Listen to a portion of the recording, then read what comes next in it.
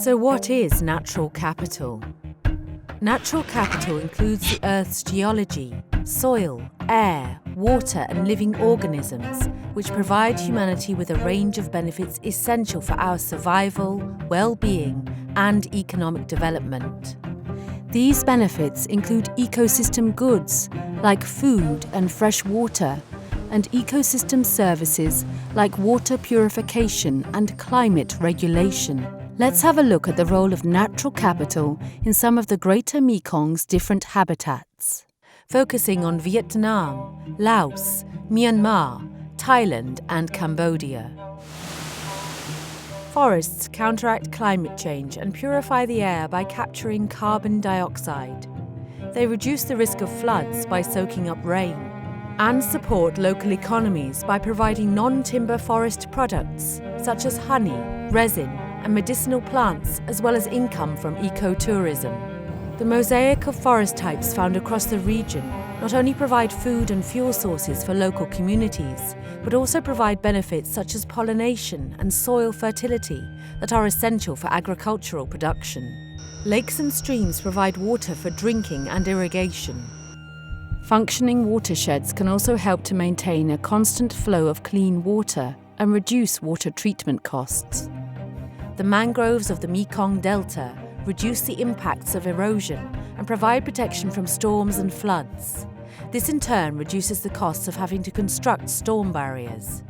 The Irrawaddy dolphins found within parts of the Mekong River complex support local economies through recreation and ecotourism.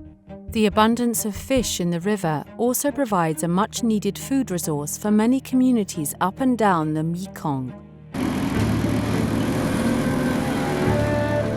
So, what is happening to our natural capital?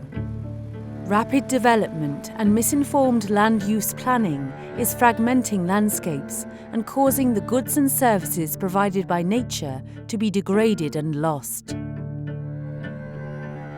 The construction of the Dong Sahong Dam in Laos, for example, threatens fish migration patterns along the Mekong, which will impact the livelihoods, food security and nutrition of the millions of people living in the lower Mekong basin.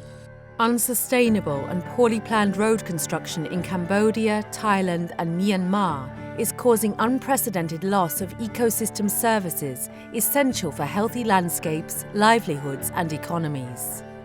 These development projects are clearly having huge environmental and social consequences, leading to long-term economic loss.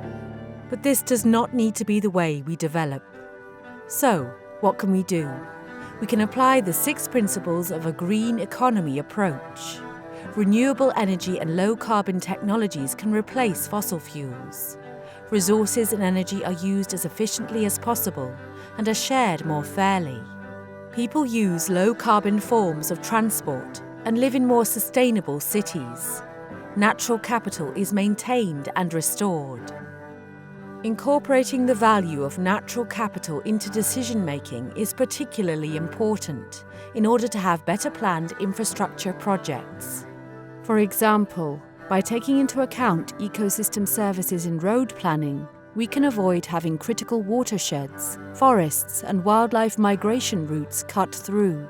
Also, if a dam is to be built, the mapping out and valuing of ecosystem services can help planners avoid environmentally and socially sensitive areas, which in turn can minimize the impacts on livelihoods, fisheries and biodiversity.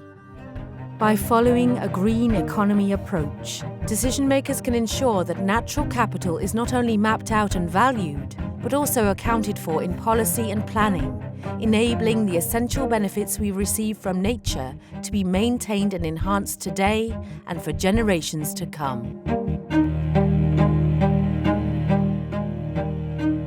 Our future is in your hands.